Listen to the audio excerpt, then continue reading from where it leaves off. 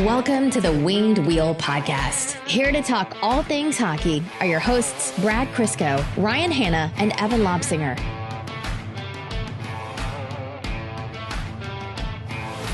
You know we're properly desensitized when none of us register that we are about 24 hours away, just a little bit more, from the draft lottery. This used to be all we would think about coming into this time of year for years and years and years, pretty much the moment Detroit started missing the playoffs. And today we went, oh yeah, that's tomorrow. We can finally get this over with. Yeah, I've become desensitized to the fact that nothing good ever happens, and we'll probably move back in the draft. You know, it's just another year.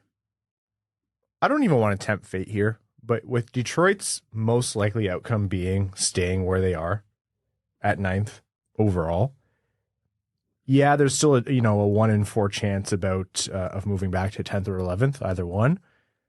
If they move back, that live stream is going south fast. We're just going to turn it off. You're going to have to rush to the camera. The stream of expletives that are going to come out of my mouth. We're going to get demonetized. Just stay at 9th. That's all I ask. The 1 in 10 shot of moving up is great, but just don't move back. But if they do move up, my God. Right out the window. Right out the window. The way that the studio is situated right now is we have those curtains closed and there's a chair in the way, but we're going to have to move that in case you and I have to go. And it's a double pane window, like double wide, so I'll go left, you go right. Perfect. And then, Brad, you'll have to take care of the live stream from here on out. Oh, I can't take care of the live stream because I will not be putting pants on for about a month if we win. We're getting demonetized no matter what. Yeah. Pretty much what's happening. Yeah, we are at the NHL Draft Lottery, the Connor Bedard Draft Lottery. Finally, we can have some peace and understand where the Red Wings fall in all of this. We know what's most likely to come, and we'll talk about that in a minute. But for now, welcome to the Winged Wheel Podcast, here to talk to you about all things Detroit Red Wings hockey, the world of the NHL, prospects, and lots more. I am one of your hosts, Ryan Hanna. I'm Brad Crisco. And I'm Evan. On this episode of the Winged Wheel Podcast, we are going to be priming you on the 2023 NHL Draft Lottery, where players like Connor Bedard, Adam Fantilli, Matvei Michkov, Leo Carlsson, Will Smith, and more are available. What are Detroit's odds? What are the most likely outcomes for them? And who is going to be available for them wherever they might pick? We'll run a tankathon, so we'll simulate it a little bit for you. We're going to be talking about some news in the Red Wings world, specifically about Jake Walman no longer being an international free agent. Joe Willander also named to an international team for the World Championships. Bob McKenzie released his latest version of his draft list, which is pretty interesting. We'll get into a prospect profile, talk a little bit about the playoffs, and we'll see what else we get into before overtime. Before all that, if you want to help support the show, patreon.com/wingedwheelpodcast is how you join our Patreon and join and be a member of the so-called Dub Club. That name given to us actually by Steve Dangle thought of that. So Steve's going through it right now as the Leafs. We're recording this before Game 3, but the Leafs are down 2-0. As we record this one. But the Patreon gives you benefits such as access to our Patreon exclusive Discord, our Patreon exclusive bonus episodes, which record right after these, which we've been told are better than the main episodes, and access to all of our giveaways. You're automatically entered. For example, last season we gave away 2 tickets to every Red Wings home game, the vast majority going directly to our Patreon supporters. What it does is it allows us to grow the show, make this thing even bigger and better, support our expanded content universe, Expected by Whom, hosted by Prashanth Iyer and Sean Shapiro. Give them a follow on Twitter and check out that show as well. And all of our support for the Jamie Daniels Foundation as well is largely driven by our Patreon. All right, let's jump right into it. Overall vibes. Jokes aside, how are you feeling for the draft lottery? Any better? You feel like this could be a miracle, or is this just you've settled with 9th in your mind? That's where the Red Wings are picking. Is 5 considered neutral? Yeah. 5's not a bad score, but it's not a good score. Yeah. I'm a 5.5. Oh, downright optimistic. Yeah. You know, when I say, but maybe, that's that 0.5% or 0.5 points. I need some clarification on the scale as well in terms of, is one like angry or one like just could care less? Yeah, I would say 1 is you could like care anger less. is not like a factor in here because we obviously don't have the results. No. Okay. 10 is hype train. 1 is I do not care. Or it'll happen and I don't really care. 10 is you're getting the Bedard or Fantilli jersey made up right now. Oh, okay. I'm about a 2. That's a little bit more reasonable. What's the old saying, fool me once, shame on you, fool me twice, shame on me. What is it at 6, 7, 8? We have to go ask George W. for that one. I'm honestly at the point, and I'm glad you brought it up early in the episode. As long as we don't drop lower than 9th, I'm content. Because again, fool me once, I know we're not moving up. So just hold serve, stay where we are, don't make it worse. Because, if we can hold serve at 9, Florida might be doing us a favor. We might actually move up a spot in the first round. Yeah. Somehow for the first time ever. So here are the odds for Detroit as they stand. To get first overall pick, they have a 5% chance. To get second overall pick, they have a 5.2% chance. They do technically have a 0.2% chance of getting third overall, and I'll explain that in a minute. To stay at 9th, which is where they are in the pre-lottery standings, 64.4%. 10th is 23.5%, and to move down to 11th is 1.7% chance. So the way the lottery works is they do 2 draws, a first lottery and a second lottery. You can only move up 10 spots. So the way Detroit could potentially end up with third overall is if Ottawa, who's the 12th team, so they're not eligible to win the first pick. If they win the first lottery, they only move up to second pick. And then if Detroit wins the second lottery, they don't move up to first. They go to third. And Anaheim, who is has the best odds of getting Bedard, they retain first overall. This is the stupidest thing of all time. Oh my God. You need a map. You're like Charlie Day. Yeah. We'll have the PowerPoint ready for the live stream. Wasn't there a scenario where Chicago could win one of the 2 draft lottery spots and just not move? Yeah. At third? Yeah. Because that same scenario, the first Ottawa wins the first spot, they jump up to 2. Chicago wins the second spot, just stays at 3. Yeah, which is hysterical. That's what Chicago deserves, actually. If you're gonna have lottery luck, I hope Ottawa wins it right before you. Yeah, if we're not winning, I want some troll type outcome. Just give us chaos. That's all we ask for. Outside of the Atlantic, please. Okay, but in all honesty, from an NHL point of view, if Connor Bedard goes out west, he would never admit to it, but Gary Bettman would put his head through a window. Oh, if you have McDavid and Bedard out west, that is awful for the sport. Like, we hate the Leafs. The finances. But Austin Matthews going to Toronto was very helpful for the league. Jack Hughes emerging in New Jersey, phenomenal for the league. Because the NHL was spoiled for the better part, well, even still are, that with the fact that Crosby and Ovechkin both ended up in the Eastern U.S. From a marketing standpoint, very odd that happened. Weird, totally random. 2 absolutely struggling franchises just happened to land generational players in back-to-back years. Weird. For the record, that could be us. No. Are you guys actually the Crosby lottery truthers? I'm not a conspiracy guy. The Crosby conspiracy theory is about the only one in hockey history that I'll give some credence to, just because that was either the luckiest thing that ever happened to the NHL, or with all the circumstances around it, it was a little fishy. But both of these options are very long odds. So one of the long odds is true. Wait, you didn't give us your quantitative value for this 1 to 10 how I'm scale. feeling? I'm at about a 3.5. I can't. Wow, I'm the optimist around here. You always are. My God, you're practically bouncing off the walls. The Yeah, way definitely. I see it is, I can't, in all honesty, say, "Oh, I forgot the draft lottery exists" for like 4 or 5 days at a time and say I'm optimistic. I'm not like the hype guy anymore on this, but I'm like, it's coming. Please, God, let us win. I will say, this is the most, I don't want to say not down in the dumps, but the most out of tune the fan base has been at this point in the season since the late Holland years, because the team did give some excitement for the Red Wings fans throughout the season, but by the end, with the injuries and falling out of the playoff race, it all washed away. And at least at this point, we would say, oh, Detroit has the first or second or third or fourth even best chances of winning the draft lottery. And this year it's 9th. And that's just a result of where the Red Wings are at. So it's really hard up until the NHL draft to see Red Wings fans be invested in this. But I will say, for timing, counting everything that's happened since, Justin Abdelkader was signed to that extension, this would be the single best thing to happen to Detroit to wash all that away. Even if it's the second pick. Like, obviously Bedard should change your franchise for, a generation and a half at least. But Fantilli, like, how much would he add to the rebuild? How much would he move things along?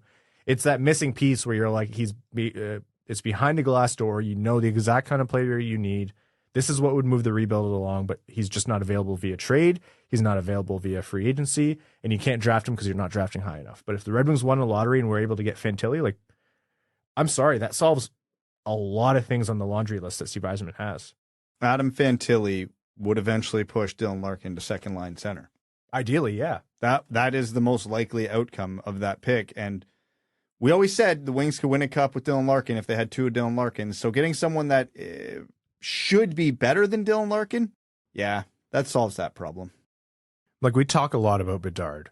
We say, oh yeah, if Bedard comes to Detroit, you know, it's the Bedard lottery. But genuinely, if Fantilli comes, that is still should be a first-line center on this team eventually. I don't want to talk too much about it. It's a 10% chance of it happening. 1 in 10. It's not nothing. And that's why I think my level of optimism is still 3.5. It's not nothing, but 8 teams ahead of Detroit in that order. In all likelihood, it won't come. I'm just saying, if there was ever a time, it's now. Especially with, you know, Yzerman and ownership's focus on reviving the excitement in Hockeytown about the team. This would do it. It is the easiest thing that could happen to them, but the simultaneously the easiest and most difficult thing. Like, they just need that luck. They haven't had it. I was talking to someone from the Red Wings org, and we were joking around about the low lottery odds. And everyone knows the math isn't in their favor. Like, it's a 10% chance. None of past lottery wins are factored into this. But there is, like, it was said, like, you got to win one eventually. Like, the luck that's like such like a losing gambler's perspective. Yeah, like, well, I'm down 50K, but eventually it'll turn around. Hey, what if the next pull is the winning pull? You want to walk away from the machine before that happens? Well, clearly we're not walking away from the machine. No. Famous last words, I'm due. Yeah. Well, speaking of which, why don't we simulate the lottery? I'm genuinely going to do this once on Tankathon. This will be the exact face I have at tomorrow's. Yeah. We'll simulate the lottery and we'll talk about the players in Detroit's range. So I'm going to do it once. 3, 2, 1, go. And Detroit stayed 9th, and that is statistically the thing that's most likely to happen. So who are the players that are going to be in Detroit's range based on conventional knowledge as of right now, Sunday, May 7th? Hopefully multiple players from the USNTDP's top line. I don't know. I think U18s did a lot to ruin that. There's actually a reality here based on the rankings that have come out that none of them will be. Yeah. Because Gabe Perreault was a late first-round pick. We were talking about him as an option maybe at pick 18. Yeah, it's not happening anymore. He's probably going near the top 10. Detroit may very well be the team to pick him.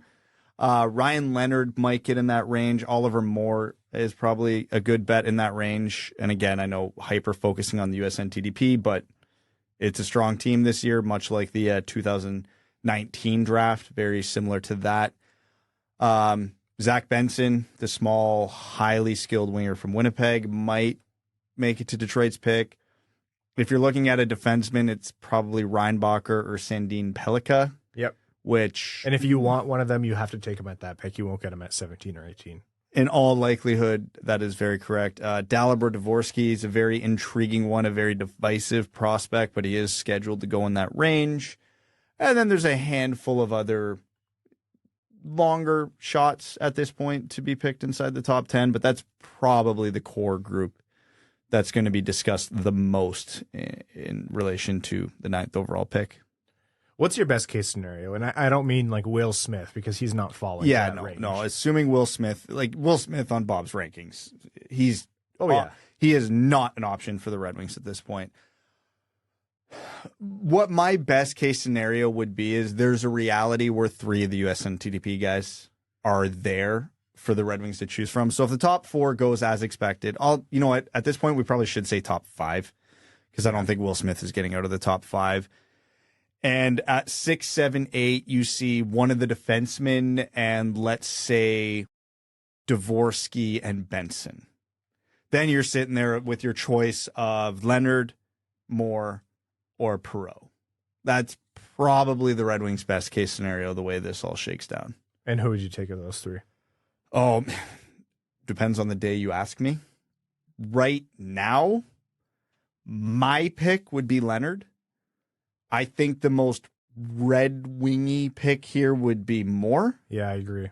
So, it's hard to say. And I can argue all three of them comfortably. Perreault, highest offensive upside. Oliver Moore, best skater probably in the draft. And with a mega high, Oliver Moore literally is the best Dylan Larkin comparison we've seen since Dylan Larkin entered the draft himself. But Ryan Leonard is kind of that Tkachuk style forward the Red Wings don't have right now. Now he's not an exact, 1-to-1 of the Tkachuks. He's a little more skilled, not quite as aggressive as they are, but still that high compete, in your face, dangerous scorer type player. So yeah, honestly, that pick, if that scenario works out, just comes down to what's your flavor. With the U.S. NDDB kids really rocketing up the boards, the biggest question mark for me, maybe not for the Red Wings pick, but maybe crazier things have happened, is what happens with Michkov. Because now that the U.S. NDDP players have really pushed into that top 7, with everything going on in Russia, we don't need to rehash that again. And owners and GMs having their own bias and opinions and thoughts on that whole matter and picking Russian players in the contract. Like, where he goes in the top 10 at this point is becoming more and more confusing for me. It's fascinating because he actually, correct me if I'm wrong, he fell on McKenzie's rankings, didn't he? He got passed by Will Smith. Yeah, so he's 5th. Yeah. Yep. 5th, which never thought I'd see a day, because it's probably worth noting that if you're looking at the top 5 of this draft, Michkov has a way better case for number 2 than number 5 as a player. Like, if we're just isolating the player and we're not taking into the Russian factor, we're not taking into his contract status, any of that, he's probably number 2. We're like a year and a half removed from him potentially challenging for number 1 with Connor Bedard. Yeah, going into this season, that was the argument. Was it going to be Bedard or Michkov? Now, Bedard went supernova and obviously quashed that competition. But Michkov didn't exactly have a bad year outside of his injury. I forget who it was. I think Scott Wheeler had him ranked 3. And I think his exact phrase that he started his write-up with, "This is the best player I've ever ranked at number 3. Yeah.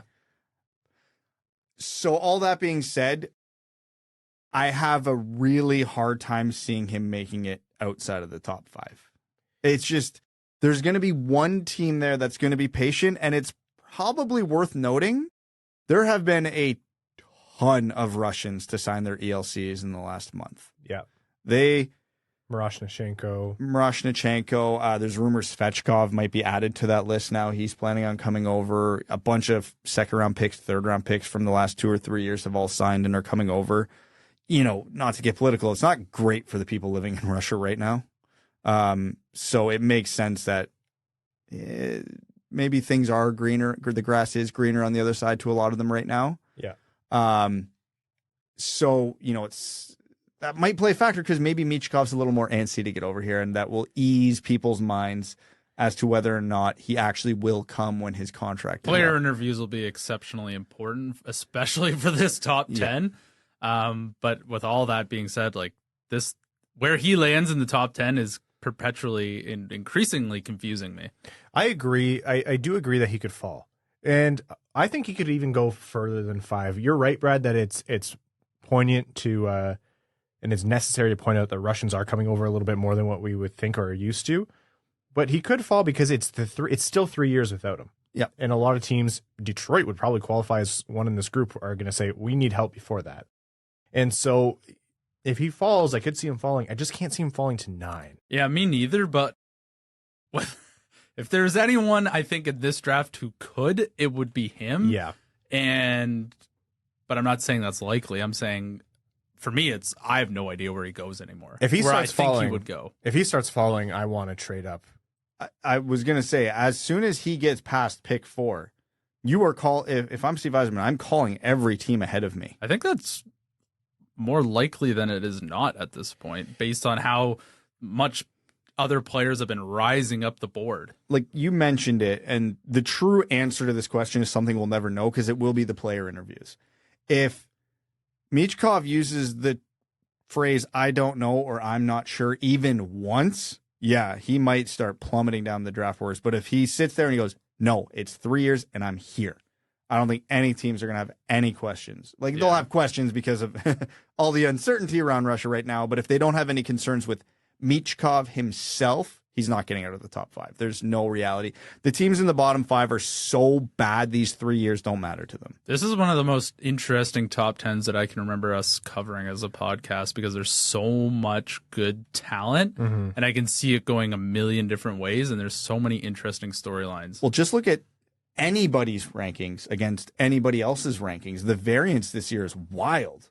I don't remember a year where even inside the top 10, it's as jumbled beyond the top 4 as it is this year. And this is all, that's by merit. Like it's not post-COVID, because the first year where players had a draft post-COVID where a lot of them had missed hockey and views on them were weird. Like that one was expected to be all over the board.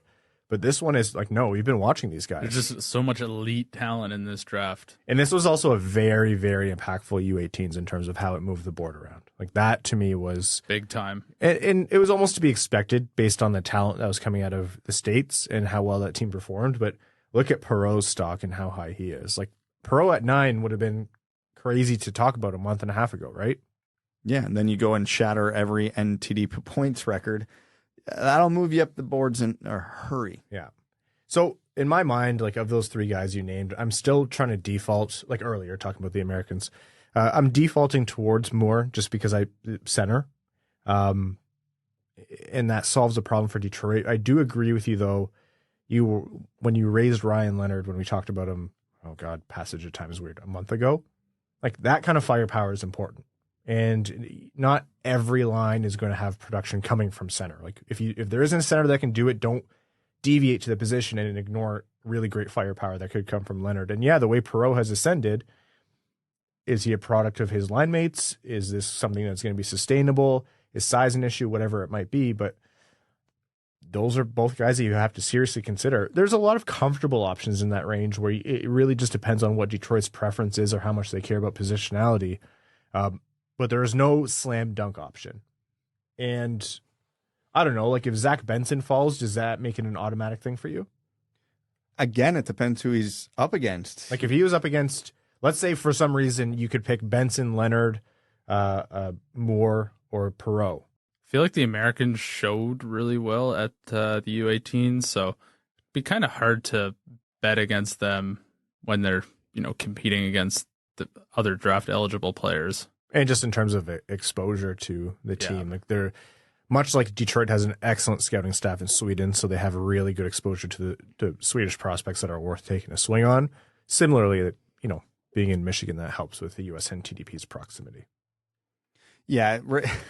Should we just start asking the question now? Which Swede are the Red Wings picking at 17? Is it going to be Sandin Pellika, Willander, Lindstein, Stenberg? Yeah.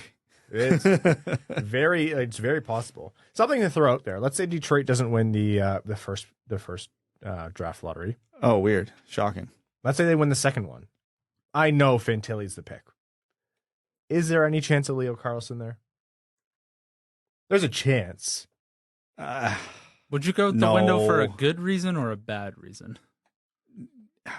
I like Carlsson, but no. The gap between Will Smith and Leo Carlsson is minuscule. The gap between Carlsson and Fantilli is noticeable. Like, Carlson's closer to dropping out of the top 5 than he is getting drafted before Fantilli. I want to put Michkov in there, but the other factors kind of skew that. But yeah, I don't think there's any consideration for him at 2. Unless literally Hakan walks into the room, throws a table across the room and said, no, this is what we're doing.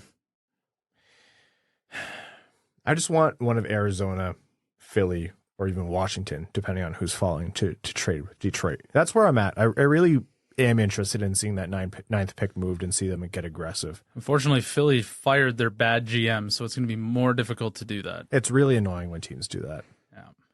Anyhow, that's the draft lottery. We are going to be live streaming, so depending on when you're listening to this, Monday, May 8th, 7:30 Eastern, our live stream is going to start. The draft lottery is meant to start at around 8 Eastern, so tune in to watch our despair or a 1 in 10 shot of seeing me and Evan go out a window. And if you never hear from us again, you'll know the draft lottery result. You're going to learn the definition of the word defenestration real quick. Yes. But in a good way. So again, Monday, May 8th, tune in on YouTube, youtube.com/wingedwheelpodcast to tune into that one. All right, we're going to take a very quick break, and then we'll be back with more news on the Red Wings. This episode is brought to you by Manscaped.com, the global men's lifestyle brand that's disrupting the beard market. Hockey and beards are synonymous, and if you followed us for a while, you know that Evan and I take great pride in our beards, while Brad does his best Crosby impression. Now, finally, Manscaped is launching a beard trimming and styling routine. Now, what I have here is the Beard Hedger Pro Kit. Your facial hair really sets the tone for the entire postseason, whether you're contending for the cup or sticking it to your old school GM. The Beard Hedger trimmer has a powerful 7,200 RPM motor and titanium-coated T-blade that can cut through the thickest of hair in a single stroke. Whether you prefer a 5 o'clock shadow or a lion's mane, you can choose from 20 different hair cutting lengths with the zoom wheel that only uses one guard.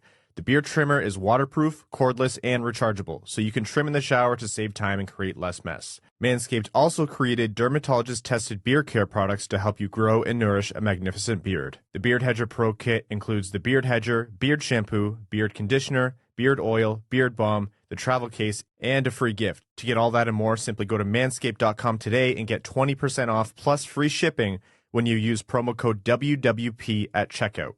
That's 20% off plus free international shipping with promo code WWP at manscaped.com. Join over 8 million men worldwide, including us three, who trust Manscaped today. The long national nightmare is over. Jake Walman was officially signed by his current GM and the GM who traded for him and his former GM, which was a surprise to no one.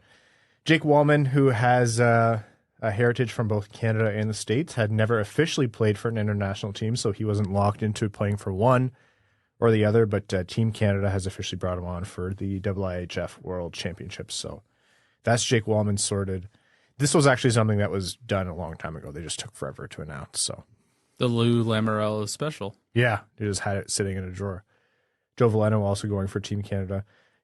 Am I crazy to say that if Jake Walman continues on his trend, like this could be a guy where if the NHL ever goes back to the Olympics, who could factor into that, or am I being way too much of a Jake Walman fanboy? So Team Canada's defense does kind of suck. Yeah, it's a little thin outside of the very top, right? But where it is strong is generally on the left side. Yeah. So he has his work cut out for them, for himself, you know. You think of all the big boys for Canada, but then you still have, you know, the Shea Theodores and the Pelliks of the world that he'll have to go up against. And that'll be tough. We should get Prashanth on here. That's Jake Walman's real biggest fan. Start the campaign right now.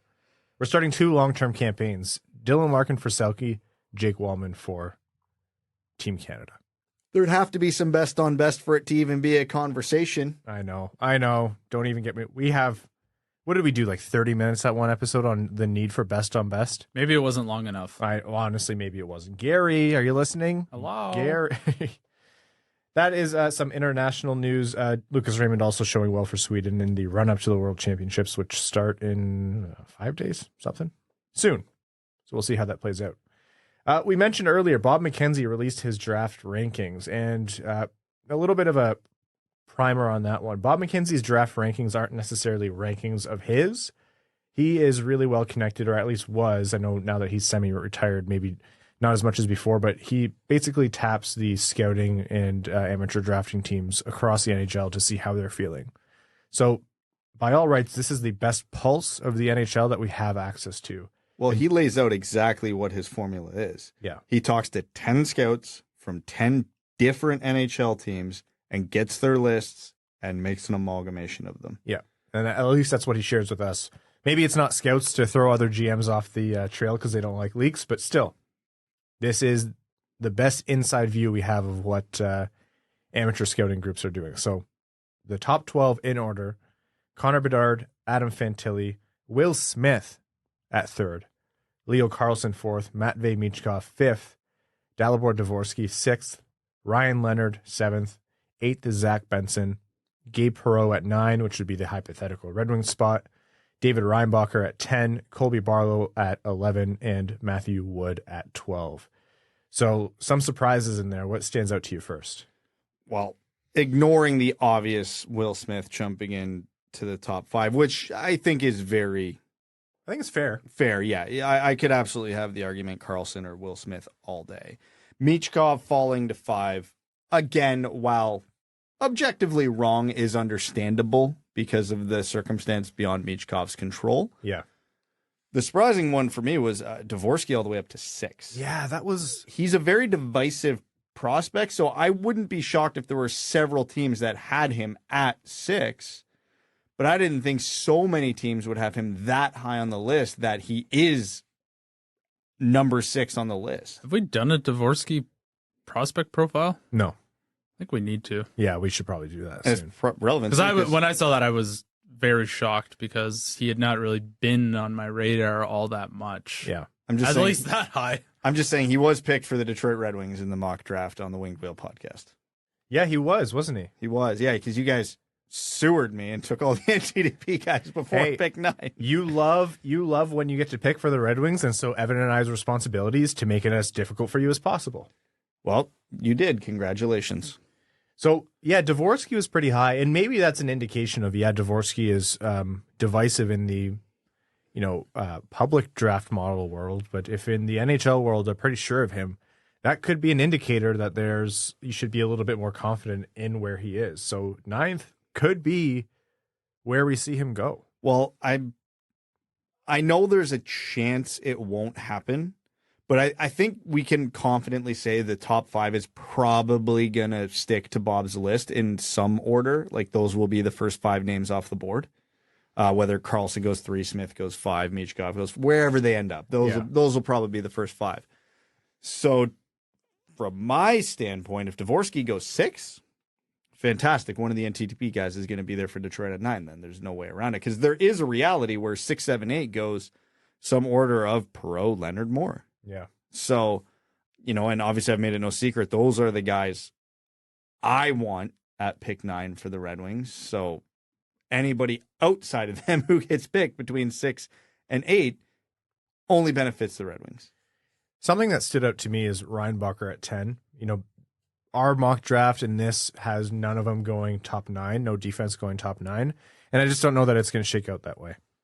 I have a hard time believing that no defenseman will get picked in the top 10. That's always how we mock it, but we are almost always wrong about that. I was actually surprised to see Reinbacher at 10. Because again, these are NHL circles. I thought for sure he would be higher. Yeah. Just because he seems to be the top-rated defenseman in the draft. He's not my top-rated defenseman, but I'm wrong way more than the professional NHL scouts are. So I thought for sure Reinbacher would be firmly inside of the top 10. He still gets there, but yeah, first 9 picks, all forwards.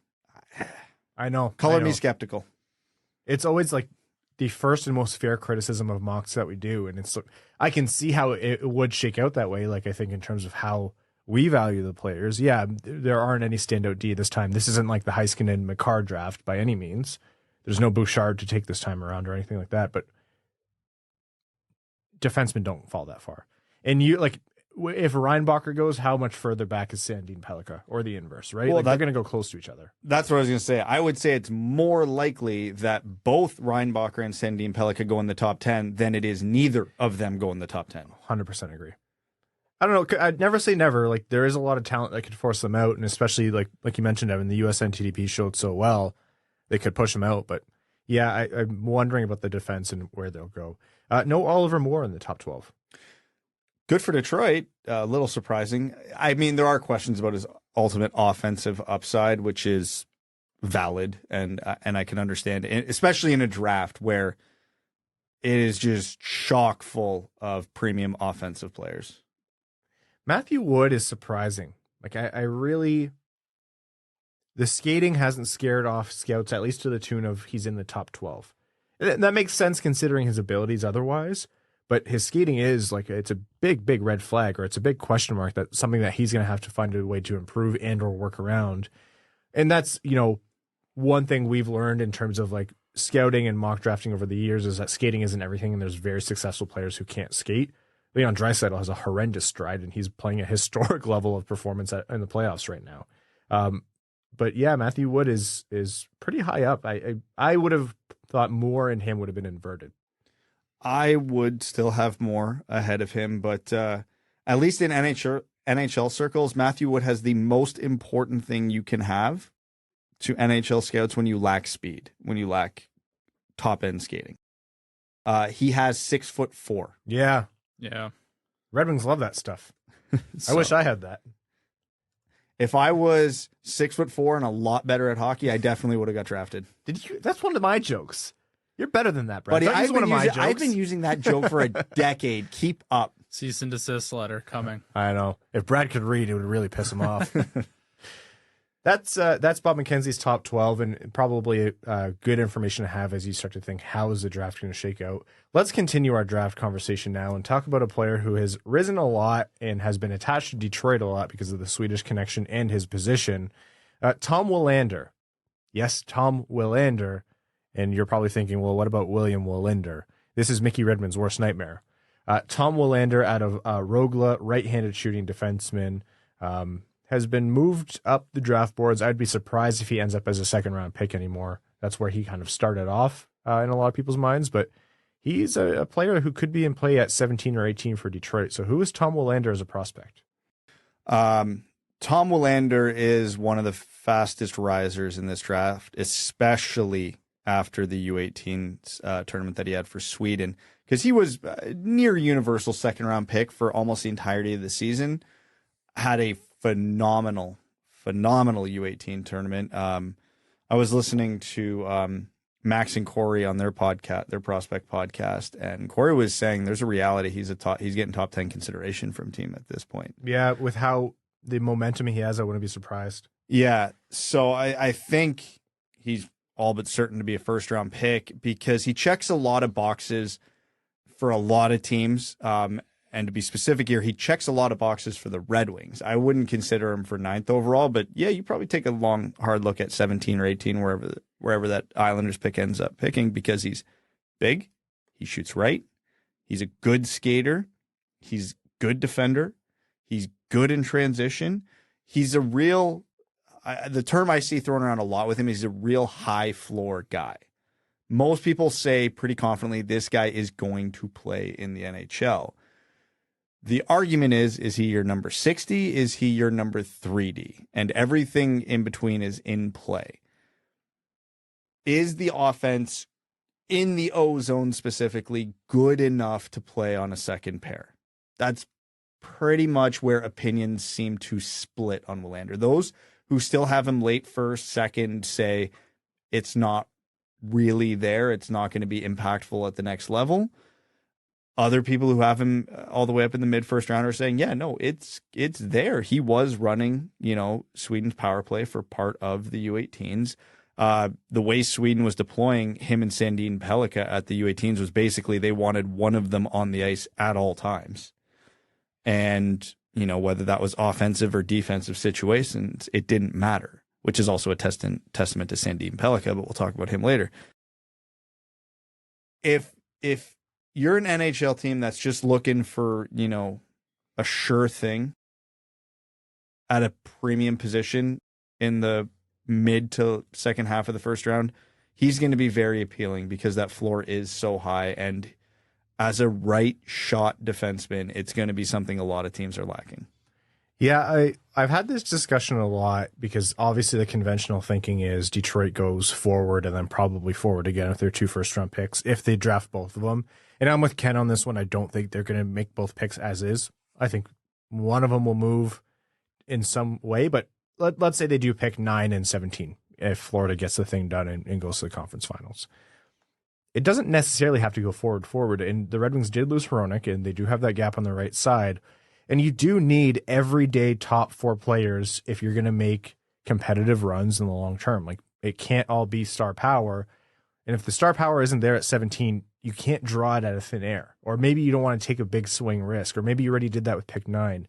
And Willander fits that mold of, this is a guy who plays well at both ends of the ice. His offensive upside is the biggest question. So do you really want to spend the 17th overall pick on a guy who isn't that great in the offensive zone. That's depending on how much you believe in what his true offensive upside is. And that's still kind of a question mark for me. I'm not sure, but I can honestly say I'd be comfortable with the pick. He is responsible defensively, is a good facilitator, moves really well. He's not an offensive black hole. Like, the puck is going to move up the ice with him. I think he has top 4 upside. I think he could be a bona fide everyday top 4 guy. Generally, you can try to find those guys in the second round, or ideally that's where you would want to do it. Like, my personal philosophy is you take bigger swings in the first round. And that's what the Red Wings have done in the past, right? Like, they traded up and grabbed Kosa with a second first-round pick just not too long ago. I like Willander. I like the kind of game he plays. I wish he would still be available in the second round. That's just not the reality of it, though. Is it the most exciting pick in the world? No, but he's certainly not a boring player. Like I mentioned, you need everyday top 4 guys, and that seems to be the kind of profile he has as a guy who's pretty well-rounded. If he doesn't put up superstar level points, you get a guy at a reasonable cap hit, and he plays a ton of minutes on your second pairing.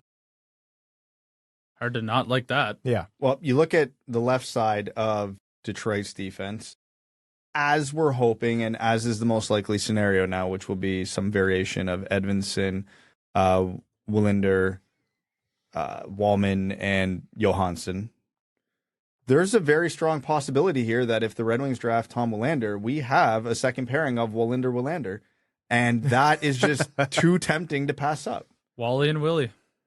Willie Wally, which is also William Willander. William Willander's nickname is Willie Wally. This has to happen.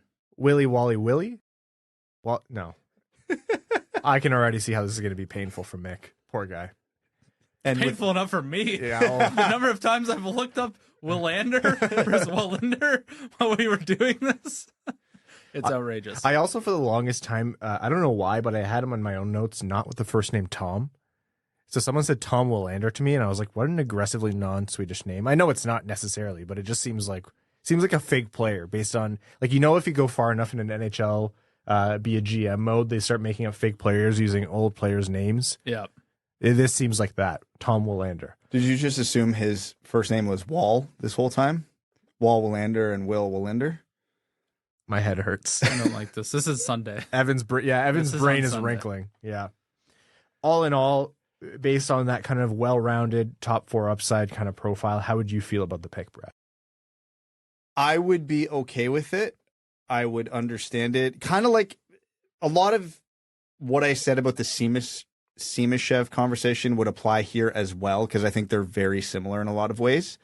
And in that context, it's, yes, I like the player, but it's not what I'd be aiming for if I'm the Red Wings right now. Yeah. I think Willander's a little more appealing than Simashev simply because of the handedness. But I look at the Red Wings organization and you see all the holes on forward and all the lack of scoring. And I still really would prefer to lean 2 forwards in the first round, but on a talent level, perfectly justifiable. I almost wanted to say I don't see him as a top 10 in terms of talent level. Like, I couldn't justify a top 10 pick. And I say that with fear. Like, that's what I believe. Right now, I don't think you take a top 10 pick on Willander. And I know I'm tempting fate with that because that's what the Red Wings are going to end up doing.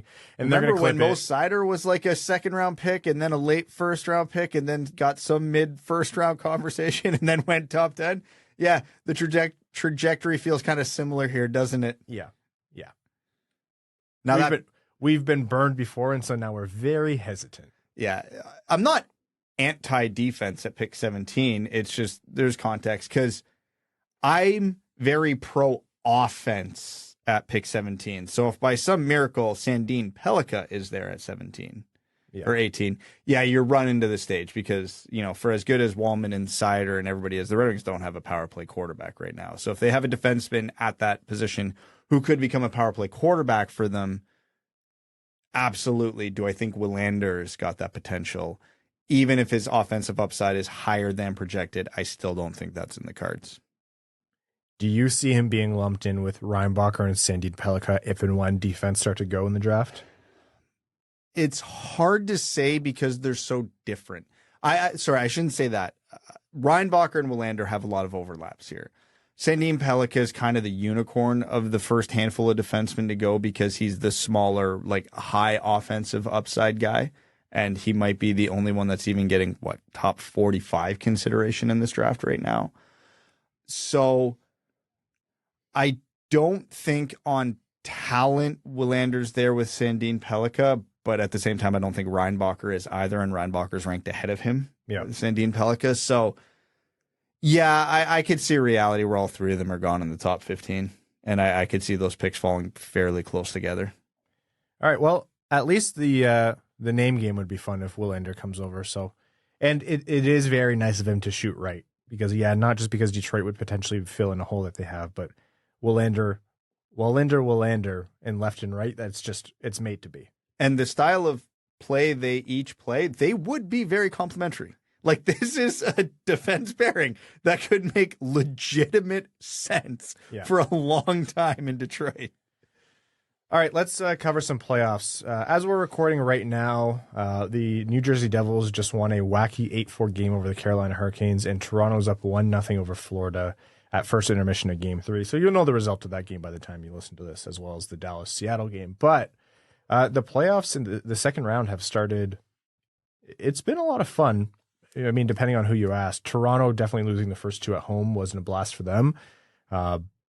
Pretty surprised that both those games went the way that they did. I thought Florida would be disruptive to Toronto, but I don't think Toronto played so much worse so that you would have predicted they would have gone down too. But yeah, they're back in Florida, and Florida has a chance to do this. And as a reminder, if Florida wins the series, Detroit's 18th overall pick in the first round moves up to 17th, the one that belongs to the Islanders. Well, did I think Florida was a better team than Toronto? No. Did I think Florida would outplay Toronto? No. And has Florida outplayed Toronto? No. These first two games are a simple case of Toronto getting goalied. Bobrovsky has found his 2019 form, and some of the saves he's making are so far out of normal technique that he is just willing himself to make saves, and that's very bad news for Toronto. Yeah, he's playing a kind of game where, first of all, Bobrovsky is the definition of this is why you can't predict goalies. Goalies are voodoo. Don't write off a goalie who is mega talented then fell off. Like, it just doesn't happen the same way as players. Like, this guy won multiple Vezinas. He got a $70 million contract. He fell off, lost his job to a backup, and a backup's backup, and hasn't been able to hold it. Will put together 10 good games and then suck again, and whatever it might be. But this is the kind of game that he's playing that ruins other teams' playoff chances. Like you said, Brad, he's goalieing them, and it doesn't make sense, and that's what makes a difference in playoffs. That is one of the most old-school storylines that wins teams cups. Like, yeah, this goalie just randomly played out of his mind, and it could be a Patrick Waugh type or Dominik Hasek, the ones who are supposed to do it, and it could be, Dwayne Rollis in 1 year. This is just what happened. So Bobrovsky very much back on the force. You know what was really funny out of that series? And I say this as a neutral fan. I saw a tweet of I wasn't watching that game live, and I saw a tweet. It said, Sam Bennett rock bottoms Matthew Knies. And it was from a Toronto account, so I said, the whining about the refs and supplementary discipline and blah, blah, blah out of Toronto has been a lot these playoffs. So I thought, he didn't rock bottom him. Let's see it. He watched the clip. He rock bottomed him. Textbook. Just like you could use that as a demonstration on how to do that in a WWE ring. It was when funny, wacky plays happen like that, you hope to be able to just laugh at it. Unfortunately, Matthew Knies was actually concussed on the play, so hurt for multiple games. Although they did get Sam Bennett, they did fine him $5,000. So all is right. No, they fined him $2,500 for that essentially, and then fined him $2,500 for cross-checking a guy in the face. Tomato. Yeah, Sam Bennett's the ultimate disruptor in this series. Really, who would have thought? Who would have thought? Repeat offender, though, so, had to factor that into giving him the second half of that fine. New Jersey and Carolina has been insane. Carolina dominating New Jersey for the first two games, and then New Jersey jumping out to a 5-1 lead, ends up being 8-4. Speaking of getting goalied, this is what the exact opposite of that looks like. It is a weird series. I don't know. Even though New Jersey put up an 8 spot today, I do believe in Carolina overall, based on what we've seen through at least the first two games. Not really counting the third here. Well, when was the last time a team got absolutely blown out in the first 2 games of a series and then went on to win the series. Oh, yeah, it was New Jersey in the first round. Yeah. Maybe this is just how they start out. Yeah, they just got to, they like playing the game on hard mode. Yeah. We are recording before Dallas and Seattle play again tonight, but Seattle took the first game off Dallas, who is maybe the most dangerous team in the playoffs if you ask a lot of people to start the second round. This could be a very fun Final Four, but yeah, I love that Seattle. And it was the game Seattle won. That wasn't someone getting goalie. They outplayed Dallas. Yep. They showed up and said, we belong here, played like it. That game was, that was one of the games I was able to watch in its near entirety, and that was a fun hockey game. We've had 2 games this round that have had players score 4 goals and lose the game. Yeah. That's wild. That's nuts. Well, first one was Joe Pavelski. Yeah. And that fourth goal, that redirect as he was moving across his body, I can't articulate well enough. Yeah, his hand-eye deflection skills are out of this world. That was nasty. Like, that was an absolute filthy goal. Yeah. That's the first time I've ever seen a goal like that. And then the next night, Leon Draisaitl scores 4 because he's a freak, and all of a sudden Mario Lemieux, and they lose. They did take one off Vegas in Vegas, so Edmonton has tied the series, and they have a home ice advantage. But let's look at what Leon Draisaitl's doing. Connor McDavid has 5 goals, 10 assists, 15 points. Leon Draisaitl has 4 assists, 13 goals in 8 games. Ryan, you can fact check me on this one. Last year's leading goal scorer in the playoffs finished with 13 goals. Leon Draisaitl has that many as of game 2 in the second round this year, which is absolutely bonkers. Nathan McKinnon in 20 games and Evander Kane in 15 games both scored 13 goals last season. So it took Leon, and the all-time record is Reggie Leach at 19. Draisaitl might have that by the end of this series at the pace he's playing at.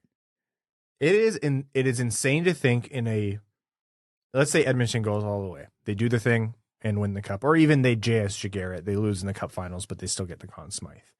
That on a team with Connor McDavid, as of right now, the Conn Smythe winner would be Leon Draisaitl, and it would be not particularly close. That's crazy to say.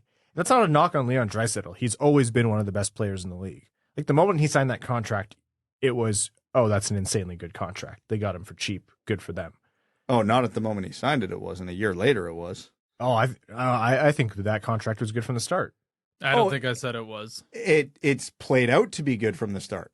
The moment pen went to paper, fans weren't sure of it. No, not a lot of fans. Like, there was some division.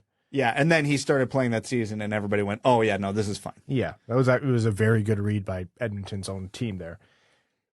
Connor McDavid, he's no slouch. He has 15 points in the same amount of games, only 2 points fewer. But Leon Draisaitl has 13 goals. Like, this is the level of ascension. Prashant had a lot of really good stats on this, wherein if I was prepared, I'd have him in front of me. But the way he elevates his game in the playoffs, the way he increases his production, it's at historic levels. And by historic, I mean among Mario Lemieux's numbers, among the best playoff performers of all time's numbers. And in an era where scoring is up right now, but overall, like, scoring was high back then. Leon Draisaitl doing this is bonkers. And he's doing it while Edmonton's power play is operating at 56% 8 games into the playoffs. Like, could you imagine the Red Wings power play operating at a 56% clip? I would love that. Are they even half of that? Have they even had a night like that where they finished over 50%? Oh, yeah, 1 or 2, and we all felt great because the Red Wings actually won that game. But was that on a night where they had 1 power play and they scored on it? Oh, all these details and semantics, Brad. And the best part about this series, as crazy as it's been, it's tied 1-1. Yeah, Vegas could still do this. Vegas is the best team in years that nobody's talked about going into the playoffs. I don't know if I saw one person picking him to win the cup. I saw lots of people picking Winnipeg for upsets in the first round. I don't know how many people picked Vegas to win this series against Edmonton, and I didn't, but still. They won the Western Conference in the regular season. They are the 1 seed in the West, and it's like nobody noticed that.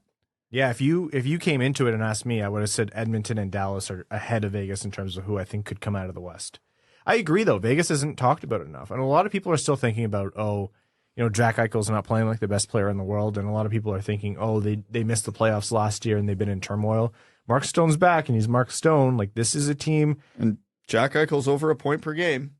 They're like, what's Brossoit going to do in net? And it's like, they could take a potential cup favorite out in the second round. If you ever want an argument for reseeding, which I am big on 1 through 8 and reseeding, this is exactly why you don't want it, because you'd want this to be a potential conference finals, but that's my whining done for now. The Western Conference worked out all right this year. I think a Dallas, Seattle, Vegas, Edmonton second round is fine but outside of Seattle, all three of these teams were legit conference final candidates, so hard to say anybody truly got screwed there. Anyways, the playoffs have been entertaining. Very quickly here before we jump into overtime, Gerard Gallant let go by the New York Rangers, agreed mutually to part ways. Hearing a lot of mutually parting ways lately. Yeah, it keeps things respectful and it allows guys to look for their new jobs. I do believe Brad Treliving, actually, like that one was his decision. But Gerard Gallant, the narrative and the conversation around him, like, we were really excited when he was a potential free agent and we knew that, and before we knew that Derek Lalonde was coming to Detroit, we're like, maybe this is a guy who can come here. But how many times has he kind of worn his welcome thin or didn't stay for an extended period of time? Like, he'll get hired again for sure, but Gerard Gallant being let go by the Rangers is not Not nothing? It's a little bit of an indictment on what he can do with a team and how well he can stick with them long term. He's had elite Vezina caliber goalies at both of the jobs he's had. Well, I don't think Gallant's a bad coach, but he seems to wear out his welcome pretty quickly. And the way the NHL works, I'm sure he's going to land on his feet with another head coaching job very soon, while the Rangers hire another one of the 35 NHL retreads, and the cycle continues as it has for the past 72 years. What's Peter Laviolette doing right now? Yeah, well, the cycle continues. Yeah. He, good to start. It's a little Tortorella-esque. Yeah, I think the narrative is he really likes his grinders, his third line guys, and we didn't see a lot of growth out of Lafreniere or Kakko under his tutelage, so that's not nothing for sure. That one still baffles me. Both of those lottery picks, neither of them turned out to be a star so far. That one just drives me insane. It's not coincidence in my mind. No. If it is, it's such a low percentage coincidence. It's nuts. And I don't feel bad for them at all. No. Just the same way I don't cry for millionaires or billionaires, I don't cry for a team who's won the draft lottery twice. Yeah. All right. Why don't we jump into overtime here? Overtime on this episode of the Winged Wheel Podcast, again, is brought to you by our Patreon supporters. Patreon.com/WingedWheelPodcast if you want to join the Dub Club. Let's take some questions from our patrons. Andrew Dalton says, hey guys, short time listener, even shorter time patron here. Andrew, welcome to the Dub Club. Thank you so much for your support. Says, about halfway through this season, my 8-year-old son developed an interest in hockey that in turn reignited my passion for watching the sport. Neither of us had ever stepped on the ice until a couple weeks ago. I started to take him into some open skating at a local-ish rink. My question is, what is the adequate level of shame a grown-ass 38-year-old man should feel for clumsily tearing ass around the ice using one of those little plastic walker thingies? Rock it with pride. Learning at any age, there's no shame in that at all. There's always someone worse than you, and if anyone gives you shit for that, screw them. They're a loser anyways. Follow-up, is 8 years old too old to start learning to skate in order to play hockey? God, no. No. No. It's already over. There's no point. Yeah, you're sorry. He's not You've already wasted their life. No, the best time to get your kid into hockey is yesterday. The second best time is now. So you'd be surprised, especially kids who are naturally athletic. Like me. I don't think I started playing hockey till I was 7 or 8. Really? Yeah. Oh, look where you ended up. No, 8 years old is just fine, and there's going to be a learning curve, but you'll find that they're going to catch up pretty quickly there. All right, Evans Potato Farm says, what makes a defenseman a good power play quarterback? I see someone like Walman who has great mobility / edge work and an absolute missile of a shot, but doesn't get much talk about being on the unit. Even if you're not a doctor, Ryan, I guess you used to play defense or something, hoping you could help me understand better what I should be looking for. The shot is one thing. Honestly, the intelligence with the puck, it's the decision-making that really makes a power play quarterback. Yeah, having a boom of a shot helps. Being able to get the puck through is arguably more important. You're not always going to have the time and space in the lane to get your cannon off. And frankly, you're better off having your power play quarterback feed to the guy with the massive one-timer, depending on who it is. It's the decision-making. It's the smart, sometimes risky, sometimes safe moves on the blue line. Yeah, your mobility laterally across the blue line is really important. But it's the decision-making. And you know what? I think Seider has a lot of that in him. Naturally, we've seen it in the first 2 seasons. His decision-making can be really, really great, borderline elite. It's a combination of a lot of those things, though.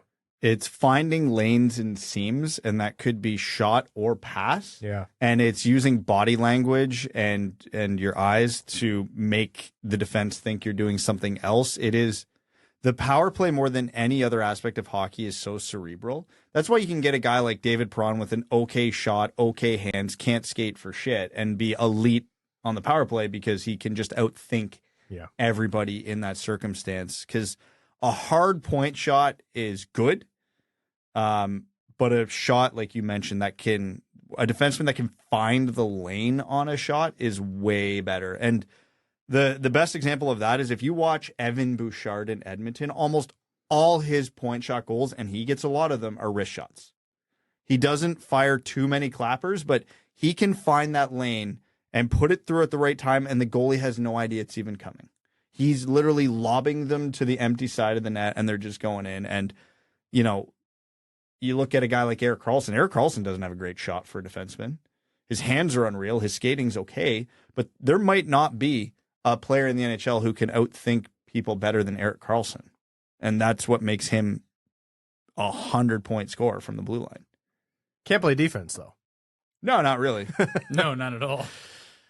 This isn't my dad's NHL anymore. Gone are the days where the Norris-winning defenseman actually played defense. Yeah. I'm just trying to piss Brad off with this. It's 100 points. You can't hurt me. I know. Joseph Barry says, do you guys take Kakko or Lafreniere from the Rangers if the price is right? I'm not paying a premium for them because at this point you're worried on whether they're damaged goods, but I'm absolutely taking them for a song, for sure. Would I take them? Yes. The price won't be right. If they wanted a premium for either of them, they should have developed them better. Do you trade the second first-round pick for Lafreniere?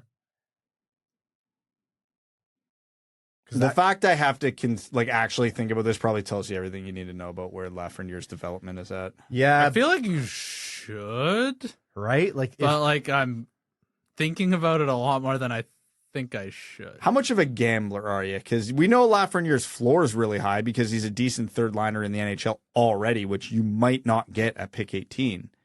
And if you truly believe there's more upside there, then yes, you absolutely should trade that pick for him. Then it's an absolute sure thing that I do that then. But how does the board fall probably matters a lot here because there's going to be some guys with some talent available there. It's just how much of a gambler are you? Because there might be guys still sitting there with a higher ceiling than what Lafreniere's is at this point. But the floor will also be way lower. So how much of a gambler are you? I just can't help but think based on everything we've seen from Lafreniere so far, there isn't more there. And I've said that about a lot of guys. There was a point in time where I was saying that about Zadina. So take that as you will. But yeah, I think you do the second first-round pick for Lafreniere, but I don't know that the Rangers are going to... It'd be a little silly for them to give up on him. This is also kind of, though, where age starts to factor in a little bit, too, because Lafreniere was drafted in 2020, but he was a late birthday, so he's really going to be 4 years older than most guys taken in this draft, which isn't old, but how much are those 4 years worth think about to a team rebuilding? A 30-year-old versus a 26-year-old kind of thing. Right? Exactly. Like one guy's in and moving out of his prime, and the other's jumping right into it. You know, I don't know. Let's say we take Braden Yager at 17. Okay, let's say he's there. Do I think Braden Yager's ceiling is higher than Lafreniere's? At this point, probably not, but it's at least close enough it merits a conversation. But you get a positional premium with Yager, a handedness premium, and he's 4 years younger. Yeah. So how much is all of that worth versus a Lafreniere? And the answer might still be you take Lafreniere. But it's at least a conversation worth having. All right. Stan Olsen says, hey, boys, hope all is well. Assuming we land picks 9 and 17, because Toronto LOL, which pick combo would be your preference based on the options below? Number 1, Dvorsky, Willander. Number 2, Shala Stenberg. Number 3, Reinbacher Ritchie. Or number 4, Kyle Connor trade, Honzek. Interesting. So the 9th overall pick goes into the Kyle Connor trade. Dvorsky Willander is tempting there. That was my favorite of them because each of the other ones had someone I really don't like at each pick. The Kyle Connor one's also super intriguing. The rest of that trade would need to be fleshed out to give a full opinion on that, but I did not like the other two options. Who's So Crazy says there were 19 players with 40 or more goals this season with Detroit's cap space and draft capital. Do you think there's a reasonable chance that the Wings could trade for any of these players? I know several teams with those players are cap crunched.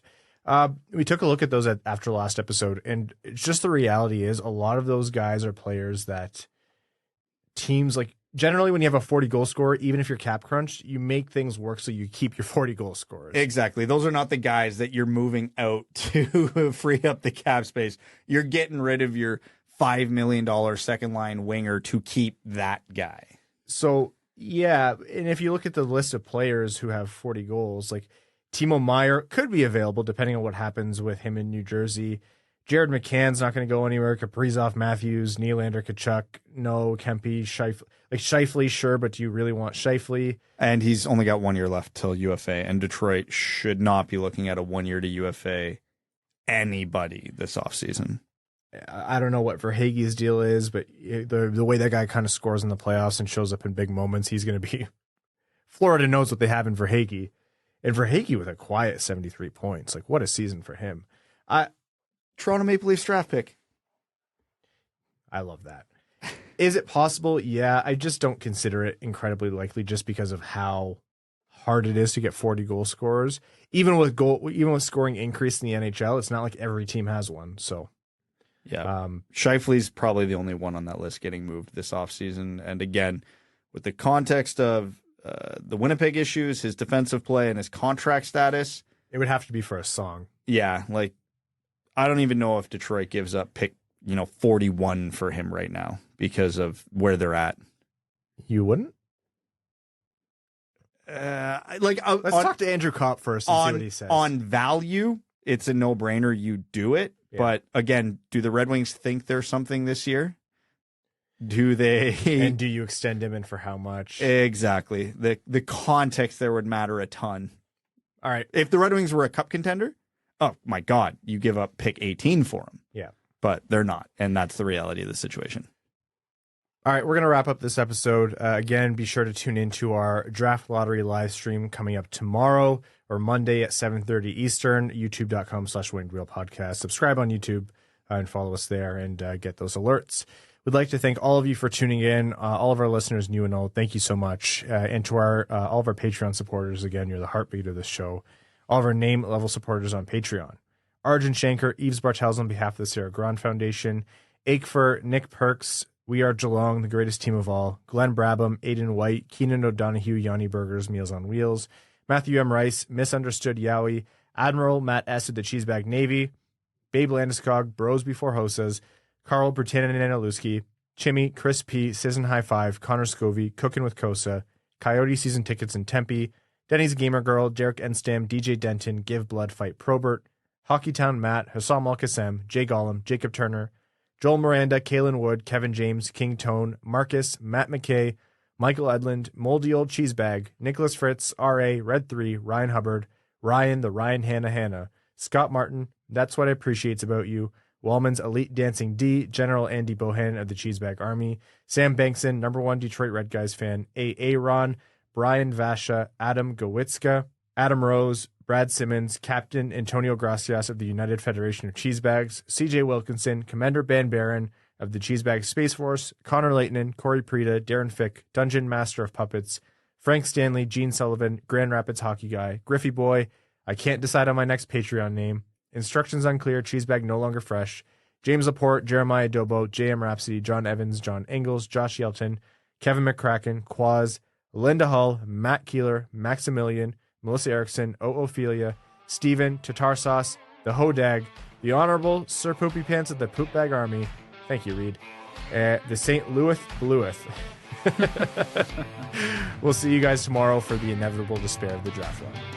Thanks for tuning in to the Winged Wheel Podcast. Be sure to check out wingedwheelpodcast.com, where you can subscribe to the show on iTunes, Spotify, or wherever you get your podcasts. You'll also find links to other ways to support the show, such as Patreon, official podcast apparel, and more. And don't forget to follow the show on Twitter at Winged Wheel Pod. And of course, the hosts at Brad Crisco, at Ryan Hanna WWP, and at Hockeytown Evan.